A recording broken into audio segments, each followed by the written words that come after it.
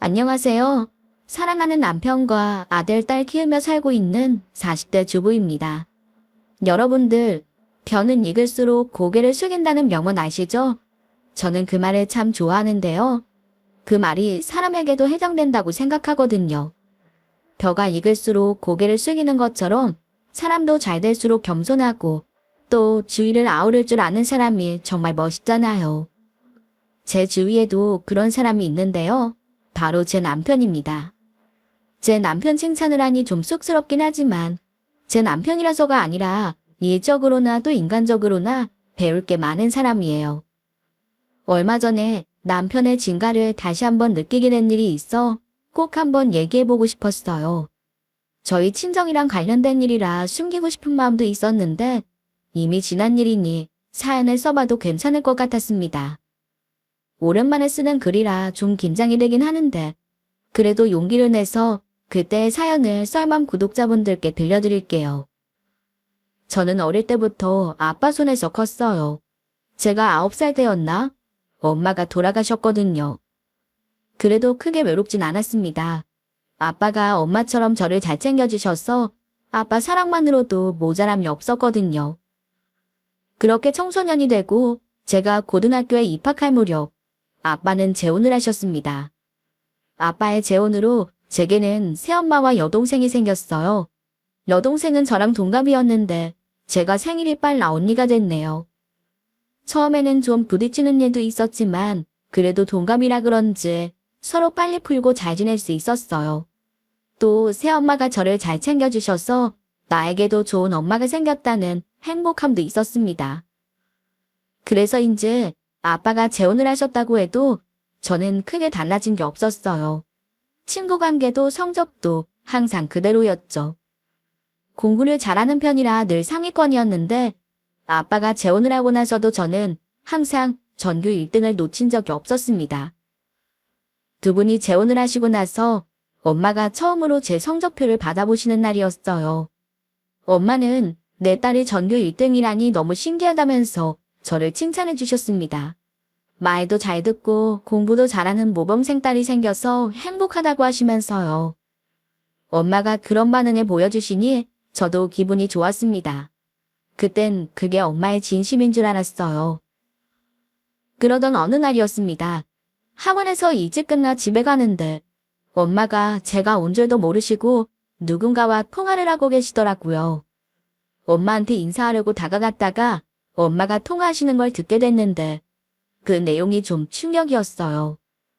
엄마는 남편 딸이 전교 1등이라서 자기 딸이랑 비교된다고 걔가 보통 애가 아닌 것 같다고 하시는 거예요. 그러면서 걔가 내 딸 앞길 막을까봐 걱정된다면서 제 흉을 보시더라고요. 그 말을 듣고 있는데 너무 놀라서 발걸음이 떨어지지 않았어요. 그 순간 인기척을 느낀 엄마가 뒤를 돌아보셨고 흉곽바다 서 있는 저를 발견하셨습니다. 어머 미리마, 언제부터 여기 서 있었어? 왔으면 인기척을 했어야지. 엄마한테 인사하려고 왔는데 통화 중이셨잖아요. 그래서 저 왔다고 말을 못했어요. 그랬구나. 너 혹시 내가 전화한 거 다 들었니? 그래? 엄마의 물음에 저는 고개를 끄덕였어요. 아니 얘는 그걸 듣고 있으면 어떡해. 왔다고 인기척이라도 냈으면 내가 그만했을 거 아니야. 너도 참. 엄마는 오히려 제 탓을 하시더군요. 황당했습니다. 제 흉보는 이야기에 충격받아 서 있던 게 제 잘못은 아니잖아요. 엄마, 그래서 지금 이게 제 잘못이라는 거예요. 그게 내 말은 그게 아니라 엄마가 너 온 줄 알았으면 전화통화 안 했을 거란 뜻이지. 저기 엄마가 네 이야기한 걸로 기분이 상했나 본데 내가 나쁜 뜻으로 말한 거 아니야. 그랬으면 너 공부 잘한단 말도 안 했지. 엄마는 그냥 네 1등하는 네가 신기해서. 진짜 신기한 거 맞아요. 저 다 들었어요. 저랑 경애랑 비교된다고. 제가 경애 앞날 막을까봐 걱정된다고 하셨잖아요. 저는 엄마가 그렇게 생각하실 줄 몰랐어요. 저 이번에 1등한 거 보고 너무 좋다고 하시고 기쁘다고 하시길래 정말 그런 줄 알았단 말이에요. 미리마, 그건 진짜야. 나 너 1등한 거 대단하고 대견하다고 생각해. 경이 내 딸이지만 걔 어디 가서 한 번도 1등 해본 적 없거든. 그래서 네가 전교 1등한 거 정말 자랑스러워. 그런데 그런 말은 왜 하셨어요? 제가 1등한 게 자랑스럽다면서 그런 말은 왜 하셨는지 모르겠어요. 그게 다른 뜻이 있었던 건 아니고 그냥 내 맘에 너랑 경애가 비교되니까 그랬어.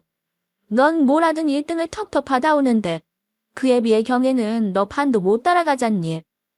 똑똑하고 앞가림 잘하는 널 보니까 내가 낳은 딸이랑 비교돼서 그런 거지. 내가 널 싫어하고 미워해서 그런 말 한 게 아니야. 정말이다. 믿어줘. 엄마의 말에도 제 마음은 풀리지 않았습니다. 그동안 저한테도 잘해주고 또 좋은 분이라고 생각했기에 느끼는 배신감이 더 컸어요. 그 일이 있고 몇 시간 뒤 엄마가 제 방으로 찾아오셨어요. 미리마, 내가 너한테 할 말이 있어서 왔어. 엄마랑 잠깐만 얘기 좀 할래? 말씀하세요. 무슨 일이신데요? 아까 일 때문에 마음에 걸려서. 나 때문에 너 마음 상했지? 내가 그런 말을 했으면 안 되는데 미안하게 생각해. 그렇지만 진짜 나쁜 뜻으로 한 말 아니고 내 배 아파 낳은 딸보다 똑똑한 네가 부러워서 그런 거야. 그러니까 엄마 사과 좀 받아줄래? 어른이 사과하려고 제 방까지 찾아오셨는데 모른 척 넘어가는 건 예의가 아닌 것 같았습니다. 그래서 엄마 사과를 받아들였어요. 네, 알겠어요. 무슨 말씀이신지 알아요. 그래, 고맙다. 넌 똑똑한 애니까 이해해 줄 거라고 생각했어. 그래서 말인데, 오늘 너하고 나하고 있었던 일, 다른 가족들한테는 비밀로 해줄 수 있을까? 특히 아빠한테는 꼭 비밀로 해줬으면 좋겠어. 아빠까지 알면 일이 커지고 또 내가 말 실수한 걸로 집안에 분란 만들고 싶지 않아서 그래. 엄마 말 무슨 뜻인지 알지? 엄마의 애절한 부탁에 아빠에겐 비밀로 하기로 약속했습니다. 어찌나 간절하게 부탁하시던지 싫다고 할 수가 없었거든요. 그래서 그날 일은 그렇게 넘어가게 됐어요. 그 이후 엄마는 제게 더 잘해주셨어요. 그게 고맙긴 했지만 한편으론 또 지난번처럼 내 욕을 하는 건 아닐까 불안한 마음도 있었습니다. 그래도 별 문제 없이 고등학교 시절을 보냈고 저는 어느새 어엿한 대학생이 되었습니다. 신입생 때는 동아리 활동도 했어요. 저는 작가 동아리에 들어갔는데요. 어렸을 때부터 책 읽는 것도 좋아하고 글 쓰는 사람이 참 멋있어 보였거든요. 그게 계기가 되어서 작가 동아리에도 들어가게 된 거죠. 그리고 거기서 지금의 남편을 만났습니다. 저보다 3살 위의 선배였던 그 사람은 글을 참 잘 쓰는 사람이었어요. 그 글에 반해 그 사람을 좋아하게 됐을 정도로요. 그 사람은 어렸을 때부터 작가가 꿈이었는데 부모님이 작가가 되는 걸 반대하셨대요. 아무래도 작가로 성공하는 게 어려운 일이니 경영학과를 가길 바라셨다고 들었어요. 그래서 경영학을 전공하면서도 꿈을 포기하지 않고 계속 글을 쓰는 사람이었죠. 우리는 살아온 이야기를 나누고 또 함께 책을 읽으면서 연인 사이로 발전하게 됐습니다. 당시 남편은 학교에 다니면서 꾸준하게 글을 썼어요. 그래서 신문사나 출판사의 문을 두드렸지만 결과는 붙지 않았습니다. 매번 너무 아깝게 떨어지니까 저도 참 속상하더라고요. 그래도 재능이 있는 사람이니 제가 곁에서 도움이 되고 싶었네요. 남편이 글을 쓰는 사이 제가 먼저 직장을 잡게 되었습니다. 그래서 제 월급으로 데이트 비용도 내고 남편 선물도 사주고 그랬어요. 주변 친구들은 그런 저를 만류했었어요. 나중에 남자가 마음 변하면 어떻게 될 줄 알고 헌신하냐고 하면서요. 하지만 저는 괜찮았습니다. 그만큼 좋아하는 사람이기도 했고 또 무엇보다 쉽게 변하지 않을 사람이란 믿음이 있어서 그랬던 것 같아요.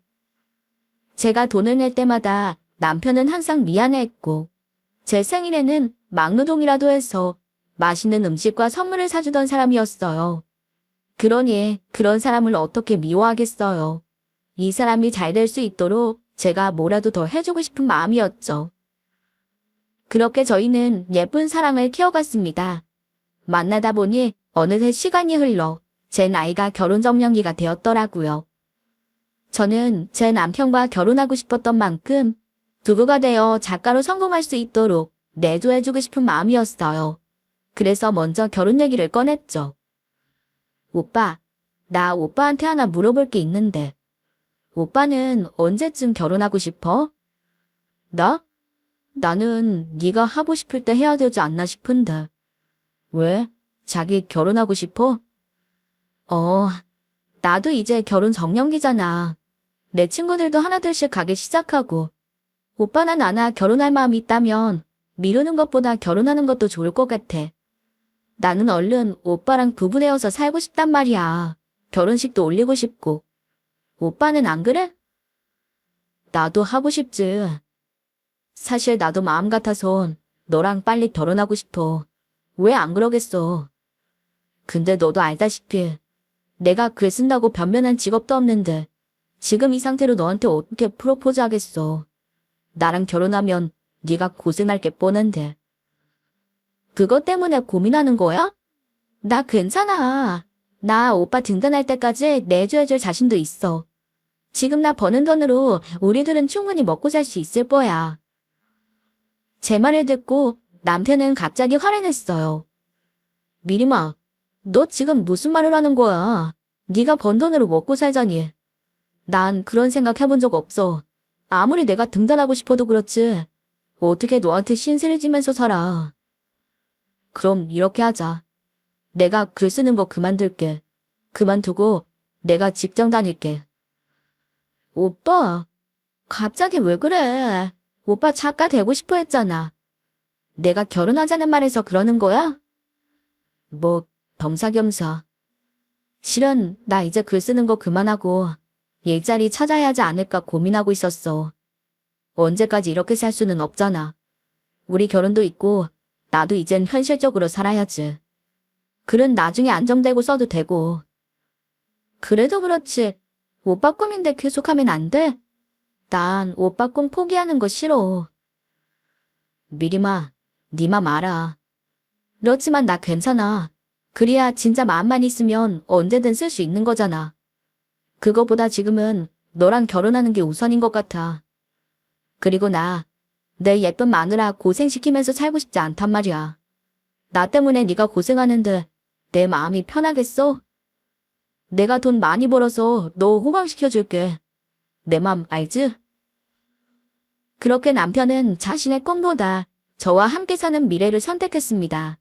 한번 마음을 고친 남편은 글 쓰는 걸 곧바로 그만두고 구직을 시작했죠. 글도 잘 쓰지만 뭐 하나 빠지는 게 없는 사람이라 구직 활동하고 얼마 되지 않아서 금방 대기업에 취직까지 했어요. 그 후 저희들은 결혼식을 올리고 부부가 되었습니다. 남편과의 결혼 생활은 편안하면서도 행복했어요.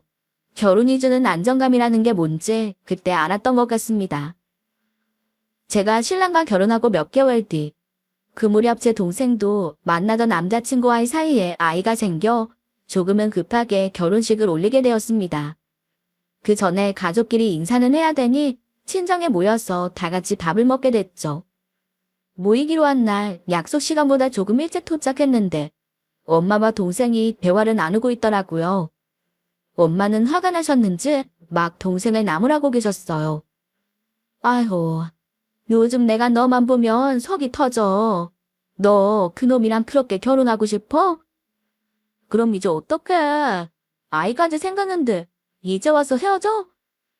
그러니까 연애를 하더라도 좀 번듯하고 제대로 된 놈이랑 해야지. 동네 분식집 하는 별 볼 일 없는 놈한테 시집 보내려고. 내가 너 그 고생해서 키운 줄 알아. 미리미리 좀 봐라. 걔는 야무지게 연애하다가 좋은 대학 나오고 대기업 다니는 남자 만났잖아. 걔는 그렇게 찰난 남자 만나는데 너는 뭐 하는 거야? 엄마, 나랑 언니랑 같아? 우리 둘 비교 좀 하지 마. 다 자기랑 어울리는 사람 만나는 거지. 진짜 왜 그래? 그리고 오늘 그 사람 인사하는 날이잖아. 그런데도 엄마 계속 이러고 있을 거예요. 내가 푼통이 터져서 그래. 미리미 걔는 번듯한 남자 만나서 결혼했는데 너는 왜 이 모양 이 꼴이야? 너는 자존심 상하지가 않어? 뭐 하나 미리미보다 잘난 것 없고 평생 걔보다 뒤처져서 사는 게 좋으냐고. 내 배 아파 낳은 내 새끼는 왜 이러는지 원. 아유 됐다. 내가 너랑 무슨 말을 토하겠니? 엄마는 동생 남편감이 마음에 안 든다는 이유로 막 퍼부어대셨습니다. 동생한테 화를 내고 나와 저를 보시고는 언제 그랬냐는 듯 웃으며 반겨주시더라고요.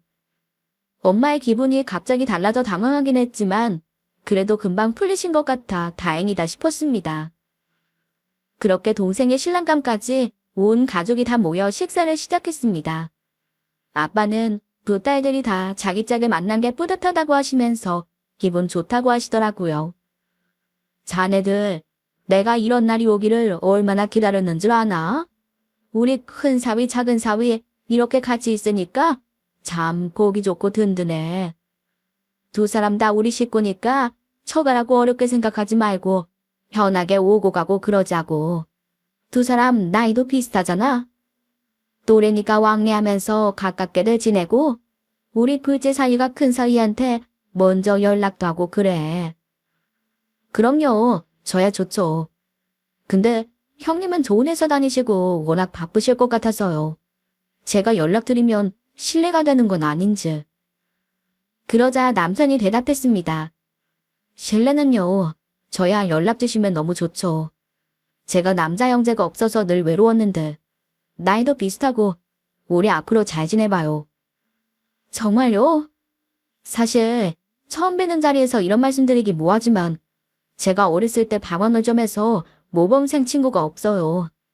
근데 형님이나 처형 두 분 다 명문대 나오셔서 좋은 회사 다니신다기에 긴장 좀 했는데 잘 대해주셔서 고맙습니다. 에이, 뭘 그런 말을 해요. 대학이랑 회사가 세상 사는 전부도 아닌데요. 지금 분식집 하신다고 하셨죠? 저는 그게 더 대단해요. 장사하는 거 진짜 쉽지 않잖아요. 그때 사위들 말을 듣고 있던 엄마가 나서셨습니다. 그치. 그리고 무엇보다 요즘은 자기 사업하는 게 최고야. 잘릴 일이 있어? 뭐 남한테 안 좋은 얘기 들을 일이 있어? 대기업 직원보다 훨씬 낫지. 그리고 먹는 장사 잘만 되면 대기업 직원들 월급만큼 버는 거 아니야? 남의 돈 받고 일하는 것보다 자기 사업하는 게 훨씬 낫지. 엄마는 가족들 앞에서 제부를 두둔하셨어요. 아까는 그깟 분식집 하는 남자라고 화내시더니 다른 가족들 앞에서는 제부 편을 드시는 거였죠. 그리고 묘하게 대기업 다니는 우리 남편보다 제부가 낫다고 하는 것 같아 불편하기도 했습니다. 돌아오는 길에 신랑에게 그런 얘기를 했더니 괜히 꼬아서 생각하지 말라고 하더군요. 그래서 저도 더 생각하지 않고 넘기려고 했어요. 이후 동생도 그 남자와 결혼해 가정을 꾸리고 또 저도 남편과 행복한 결혼 생활을 이어나갔습니다. 시간은 흘러 아이까지 낳고 뭐 하나 부러울 것 없었어요. 남편은 회사에서도 인정받는 사람이었습니다. 빠르게 승진해 본인 동기들보다 빠르게 과장 직함을 다는 데 성공했으니까요. 하지만 직장에서 자신의 능력을 인정받을수록 남편 표정은 점점 더 어두워졌습니다. 잘 웃던 사람이었는데 웃음이 사라졌고 집에서도 공허하게 먼 산을 보는 일이 많아졌어요. 저는 남편이 일 때문에 너무 힘들어 그러는 줄로만 알았죠. 그러던 중 하루는 남편 서재 청소를 하는데 책상 위에 펼쳐져 있는 남편의 일기장을 보게 되었습니다. 남편은 사는 게 아무 재미가 없다고 사랑하는 와이프와 아들을 위해 살고는 있지만 회사 일에 아무런 보람도 느끼지 못한다고 적어놨더라고요. 돈은 많이 벌어도 행복하지 않다면서 차라리 예전에 밥도 굶어가며 글 쓰던 시절이 더 행복했다고 써놓은 겁니다. 그 일기를 보고 가슴이 철렁 내려앉는 듯 했습니다. 남편이 지쳐 보였던 이유는 단순히 회사 일이 힘들어서가 아니었던 거예요. 남편의 속마음을 알고 난 뒤 고민이 깊어졌습니다. 내가 사랑하는 사람이 저렇게 힘들어하는데 그냥 뒷짐지고 바라만 볼 수는 없었어요. 그래서 지금이라도 그때 이루지 못했던 꿈을 이룰 수 있게 해주자고 결심했습니다. 다음날 남편과 같이 있을 때 조심스럽게 말을 걸었어요. 여보, 요즘 많이 힘들어 보여. 회사 다니는 거 많이 힘들지? 아니야, 힘들긴 뭘. 다들 하는 일 하는 건데. 당신도 회사 다니면서 살림하느라 힘들잖아. 내가 더 도와줬어야 하는데 요즘 내가 너무 지쳐서 못 도와줬다. 미안해. 얼른 기운 차려서 당신 살림 좀 도울게. 우리 운우 돌보는 것도 신경도 더 쓰고. 여보, 그러지 마. 나 당신 힘든 거 다 알아. 실은 어제 당신 서재 청소하다가 당신 얘기가 보여서 보게 됐어. 그렇게 힘든데 왜 나한테 말 안 했어? 난 그것도 모르고 당신 가장되고 일 많아져서 힘든 줄로만 알았잖아. 회사 일이 당신한테 안 맞아서 힘들었던 거지? 다시 글 쓰고 싶어서? 그래. 그렇지만 지금도 그런 건 아니야. 그래도 마음 많이 다잡았어. 그때는 그냥 힘들어서 그랬던 거야. 그거 가지고 신경 쓰지 마. 뭐 어떻게 신경을 안 써. 내가 당신 와이프인데. 당신 회사 다니면서 시들시들 말라가는 거 그냥 지켜만 보라는 거야? 지금이라도 늦지 않았어. 당신 꿈 이렇게 포기하지 말고 당장이라도 회사 그만두고 마음 편히 글 써. 무슨 소리야. 글을 쓰라니.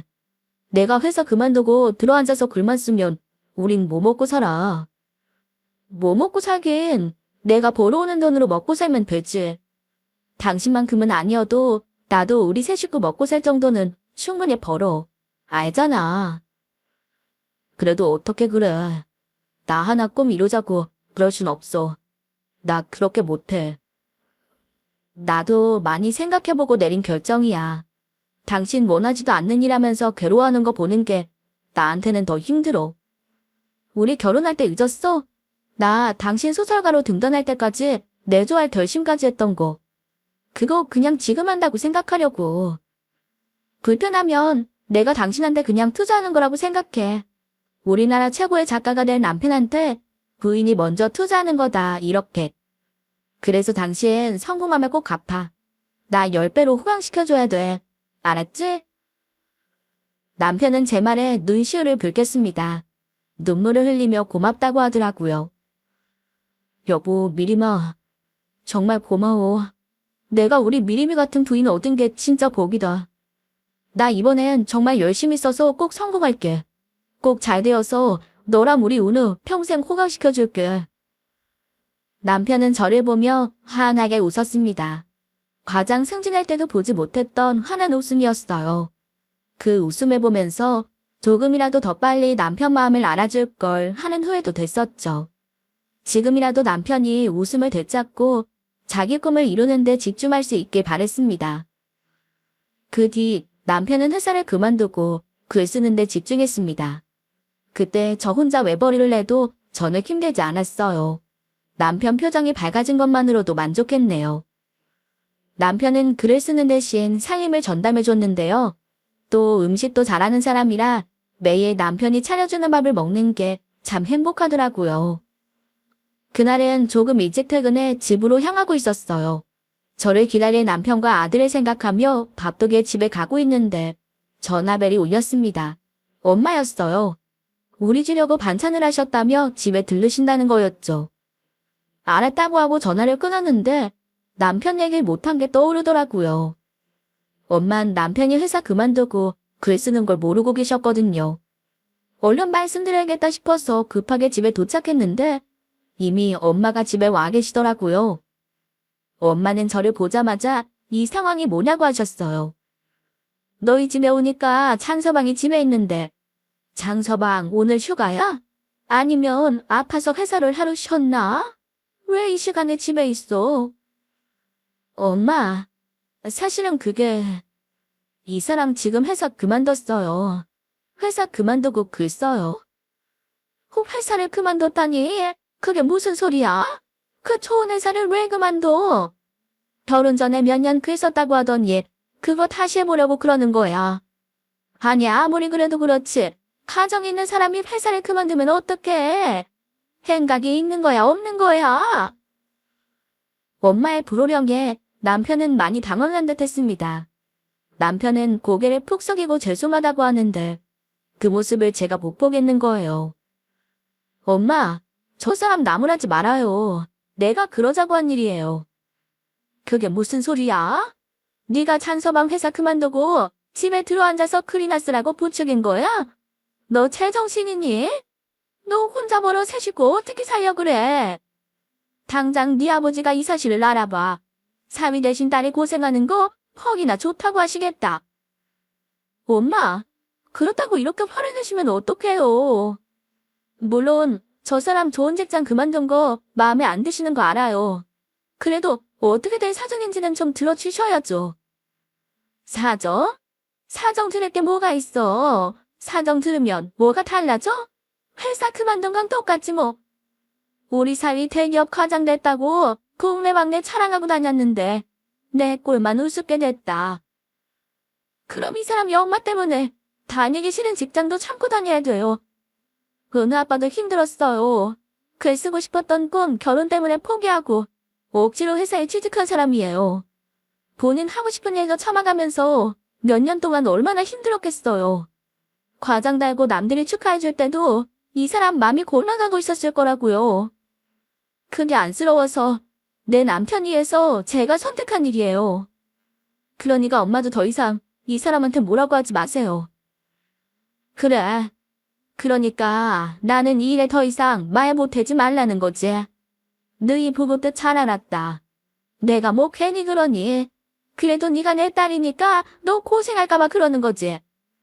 니들이 결정한 일이라니 뭐 더 말하지는 않을게. 근데 장서방 작가로 성공하기가 그렇게 쉬워? 작가 돼서 대기업 다니던 것만큼 벌 수 있나? 괜히 주제도 모르고 회사부터 그만둔 건 아닐까 걱정이네. 엄마는 그 말만을 남기고 집을 떠나셨습니다. 엄마가 가고 남편의 표정을 보는데 너무 마음이 아프더라고요.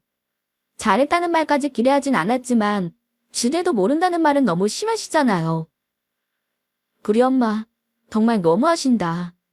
응원까진 바라지도 않아. 그래도 잘해보라고 격려는 해주실 수 있잖아. 꼭 그렇게 사람 마음의 못을 봐가야겠어? 여보, 난 괜찮아. 그리고 사실 장모님 말씀이 틀린 것도 아닌데 뭘. 내가 장모님 입장이었어도 저렇게 말했을 거야. 내 딸 혼자 고생하니까 맘 아파서 그러실 수 있지. 당신도 너무 속상해하지 마. 우리가 장모님 이해해드리자. 남편은 화를 내는 게 아니라 오히려 엄마를 감싸더라고요. 본인의 무시한 장모님을 감쌀 정도로 이해심이 넓은 사람이었습니다. 그리고 얼마 후 명절이라 친정에 갔어요. 근데 엄마가 전부 다 고기 반찬만 해놓으신 거예요.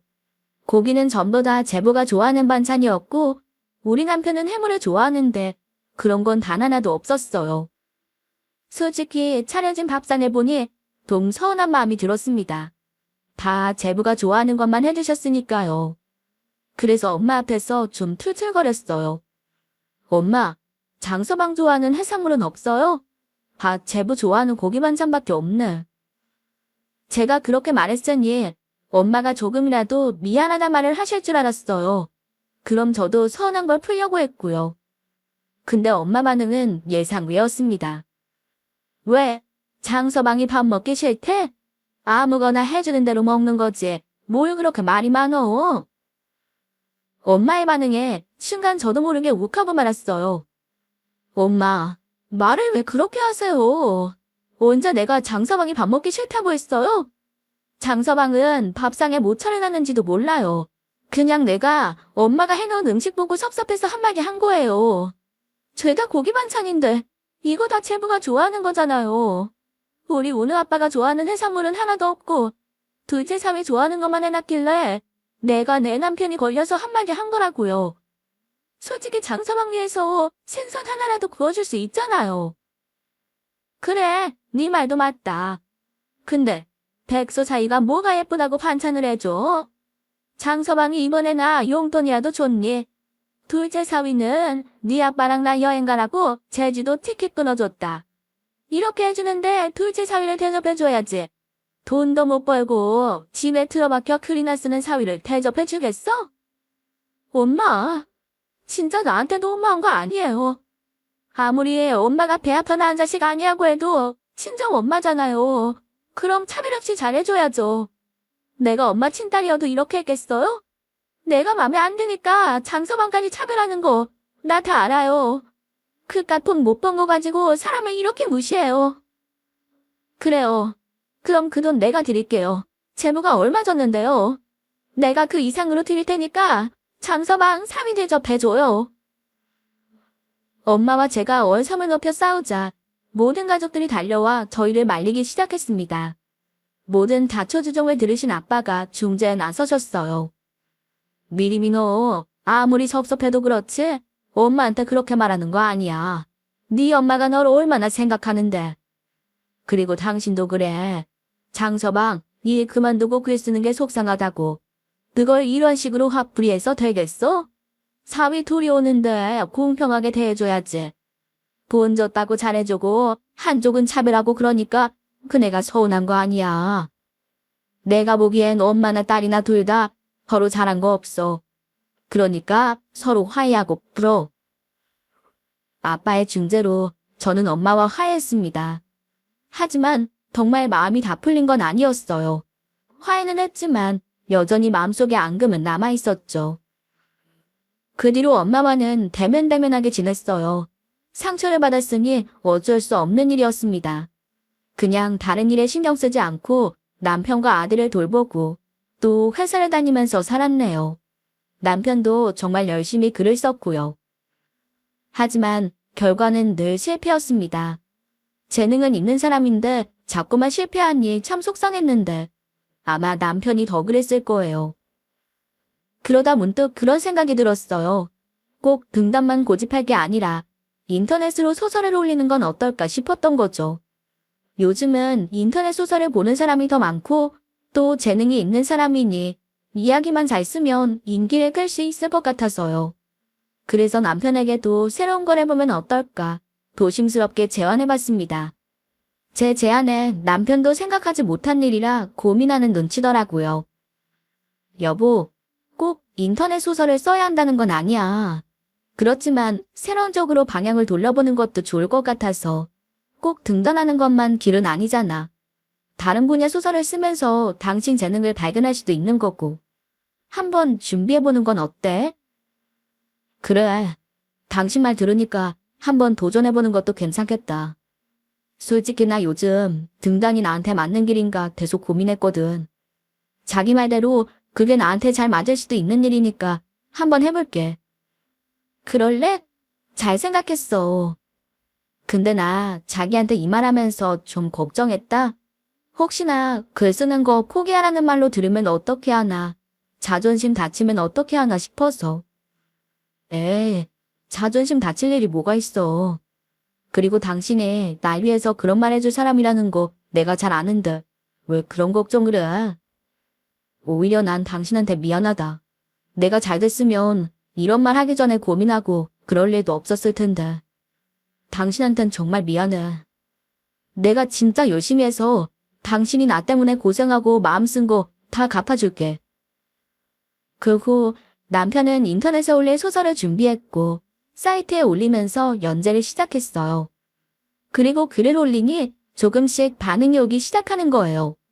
그러다가 우리 남편의 소설을 보는 사람들이 늘어나며 출판사랑 계약까지 했고 우리 남편의 쓴 글을 드라마나 영화로 만들고 싶다는 제작사가 등장했죠. 그 제작사와 판권을 팔고 억대의 계약까지 하게 됐어요. 몇 년간 홀로 작업하며 버텨온 남편의 글이 세상에 인정받게 됐습니다. 계약을 한 그날 밤, 남편과 둘이 서로 기쁨의 눈물을 흘렸던 기억이 납니다. 이렇게 빛을 보기까지 힘든 시간 견뎌왔기에 더 감격스러웠습니다. 남편은 거액의 계약금을 받고 처가 식구들부터 챙기자고 했습니다. 곧 장모님 칠순이시니 선물로 크루즈 여행을 보내드리고 싶다는 거예요. 아직 엄마에겐 앙금이 남아있지만 그래도 우리 친정부터 챙겨준다는 게 참 고마웠습니다. 또 남편이 성공해 보내드리는 거니까 되게 자랑스럽기도 했고요. 그래서 두 분 크루즈 티켓을 준비해 친정엄마 칠순에 맞춰 친정에 갔습니다. 정말 오랜만에 온 가족들이 다 모였어요. 그렇게 다 같이 준비하고 자식들이 준비한 선물을 드렸습니다.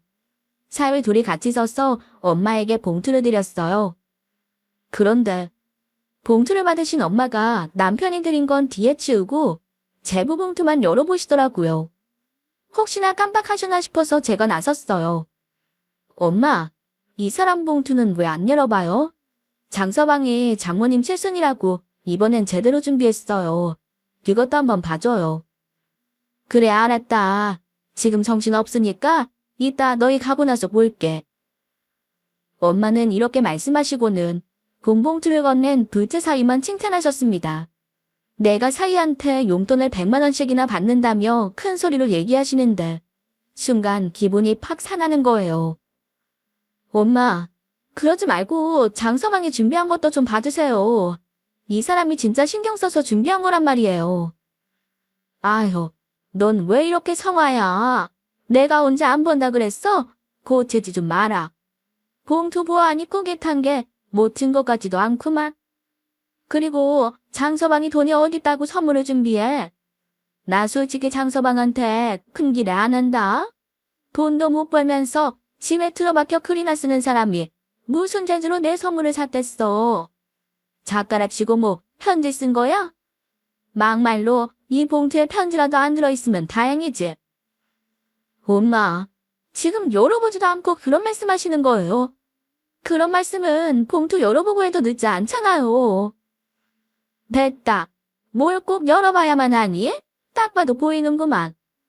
장서방, 어쨌든 장모 칠순이라고 봉투 만들어 오느라 고생했네. 근데 앞으로는 이런 거 하지 말어. 내가 장서방 사정 모르는 것도 아니고.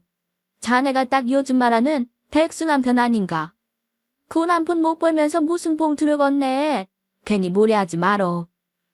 그나저나 자네 애들 과자 사줄 돈은 있나? 얘따 5만 원. 이거 내가 장서방 주는 거네. 받고 애들 과자값이나 좀 하게. 엄마가 5만 원짜리 한 장을 꺼내 남편에게 건네는 순간 제 화는 더 참을 수가 없었습니다. 내 남편이 그런 대접받는데 어떻게 참겠어요. 사람 성의를 무시해도 본수가 있지. 어떻게 열어보지도 않고 그런 말을 해요. 엄마 진짜 이런 분이셨어요.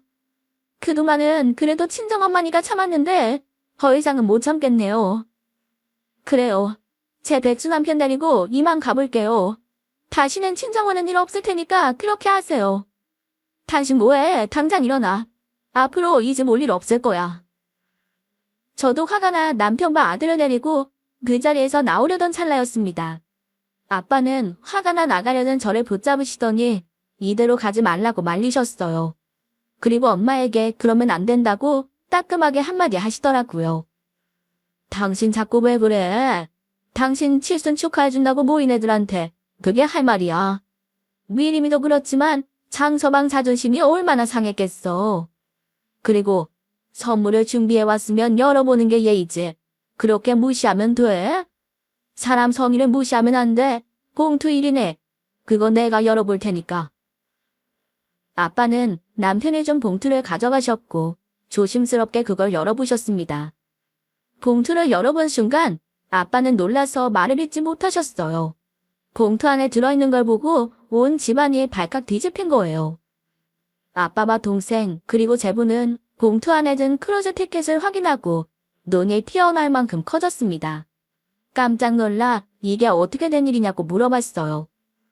미리마, 장서방, 이게 어떻게 된 일이야? 크루즈 티켓? 이거 한두 푼이 아닌데 이걸 어떻게 마련했어? 그러게, 언니랑 형부 진짜 대단하다. 이거 어떻게 준비한 거예요? 둘이 돈 모아서 직접 산 거예요? 그때 남편이 입을 열었습니다. 저기, 아까부터 말씀드리려고 했는데 이제야 말씀드리네요. 그동안 제가 인터넷 사이트에 소설을 쓰고 있었어요. 그게 잘 돼서 출판사랑 계약도 하고 판권 팔아서 돈도 좀 벌었습니다. 그래서 장인어른 장모님께 뭐라도 좀 해드리고 싶어서 준비했어요. 장모님 칠순이시기도 하고 그 기념으로 두 분 크루즈 여행 가시면 좋을 것 같아서요. 남편의 말에 아빠와 동생 제부는 진심으로 축하해줬습니다. 그게 정말이야? 장서방, 정말 축하하네. 내 자네 잘 될 줄 알았어. 그리고 힘들게 번 돈 내 자네 쓰지. 뭘 우리까지 챙겨. 꼭 비싼 크루즈 여행 티켓 받아서가 아니라 장서방 마음 씀씀이에 감동했어. 내가 마사이 하나는 정말 잘 돈데. 아닙니다. 사실 글 쓴다고 미임이 고생시키고 저 나쁜 사위였어요. 그게 얼마나 죄송했는지 몰라요. 참, 그리고 두 분 쓰시라고 용돈 좀 준비했어요. 몇 년간 못 드렸던 거 이제야 드리는 거니 사양 말고 받아주세요. 아니, 크루즈 여행 보내주는 거면 됐지. 뭘 이런 것까지 준비했어. 그래, 우리 위해 준비해준 마음이 고마우니까 내가 잘 받을게. 고마워. 그러더니 아빠는 말없이 앉아있는 엄마를 바라보셨습니다. 그리고 엄마에게 막 다그치시기 시작했어요. 당신도 들었지? 장서방 작가로 성공했다는 거. 본인 일 잘 되고 우리 모른 척 할 수도 있는 건데 당신 사이라는 놈이 장인장후 여행에 용돈까지 준비했어. 그런 사이 맘도 모르고 당신이 너무 심했던 거 아니야? 면전에다가 백수라고 무시하고 돈 몇 푼 치워주면서 사람 자존심 붕괴쓰니 아까 장서방 마음이 어땠겠어? 지금 미안하다고 사과해도 얘네한테 상처 준 거 그거 다 못 풀어줘. 돈 못 번다고 큰 사이 무시한달까? 그거 어떻게 치를 거야? 아빠는 엄마에게 막 화를 내셨습니다. 아빠는 우리가 속상했던 걸 알아주시는 것 같아 갑자기 눈물이 막 나더라고요. 그래요, 엄마. 엄마 진짜 너무하셨어요. 돈 좀 못 번다고 사람을 그렇게 참으라고. 이 사람은 계약금 받고 나서 제일 먼저 장모님 세순이라고 선물부터 마련했다고요. 근데 그걸 열어보지도 않으시고 무시하셨으니 이 사람 마음이 어떻겠냐고요. 나 실은 엄마가 은연중에 나 참으라는 거 알고 있었어요. 그래도 엄마 나쁜 분 아니니까 아빠랑 금세 좋게 잘 사시니까 넘어갔던 거예요. 그런데 내 남편까지 차별하고 무시하고 이건 아니잖아요. 한번 감정이 복받치니 걷잡을 수 없었습니다. 그간 마음에 담아뒀던 서운함을 한 번에 다 표현했어요. 엄마는 제 말을 가만히 들으시고는 갑자기 무릎을 꿇으시더라고요. 그러더니 우리 부부에게 사과하셨어요. 미리마, 그리고 장서방, 내가 생각이 짧았네. 오늘 일도 내가 어른이 되어서 그러면 안 되는 건데 내가 두 사람한테 하면 안 될 짓을 했어. 좋은 마음으로 내 칠순 축하해주려고 준비한 건데 그 마음도 몰라줘서 정말 미안하네. 나는 그저 사위들 비교하기 바빴는데 장서방 자네가 장모보다 나아. 내가 정말 자네한테 면목이 없어. 장모님, 저 괜찮습니다. 그러니까 얼른 일어나세요. 자식들한테 왜 무릎 꿇고 사과하시고 그러세요? 아니야. 부모라도 잘못했으면 자식한테 무릎도 꿇고 사과도 하는 거지. 내가 방금 자네 얘기 듣고 그동안 해온 게 너무 부끄러워서 그래. 미리마, 내가 너한테도 정식으로 사과하마. 내가 모자라서 너랑 경애도고 은근히 차별했던 거 많았을 거야. 지난번 사위들 대접도 그렇고 너한테 상처 준 거 참 미안하다. 그렇지만 내가 난 딸 아니라고 너 미워한 적은 없었어. 이건 진심이다. 그냥 잘난 너에 비해 경애가 뒤처지니까 그게 속상해서 그랬던 거야. 명절에 상처였던 것도 큰 사위는 회사 그만두고 쉬는데 그래도 작은 사위는 돈 버니까 그거 하나 경애내가 너희 부부보다 나은 것 같아서 도움 함으로 그런 거야. 정말 미안하다 미안해. 이제는 내가 두 사람한테 상처 주는 일 없을 거야. 엄마는 저희에게 사과하시고는 흐느껴 오셨습니다. 미안하다면서 참회의 눈물을 흘리셨죠. 그리고 저희 부부는 엄마의 사과를 받고 지난 일을 다 묻기로 했네요. 무엇보다 남편이 그렇게 하자고 저를 설득했어요. 본인도 속상했었지만 그래도 어른이 사과하시는데 모른 척하지 않는 게 예의라면서요. 그리고 장모님 나이에 자식들한테 그렇게 사과하기 쉽지 않은 거라고 했죠.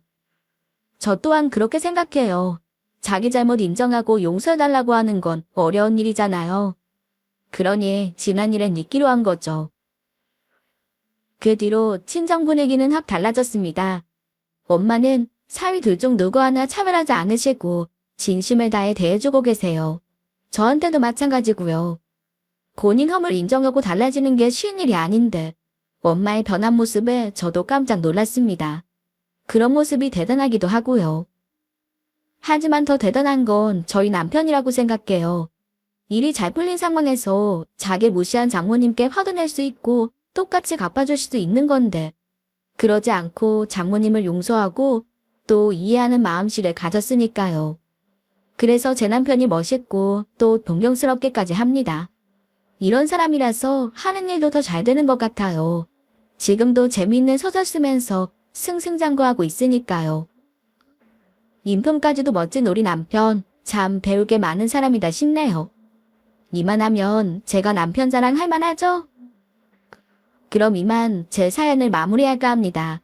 들어주셔서 감사드리고 모두들 하시는 일 잘 풀리시길 바랄게요.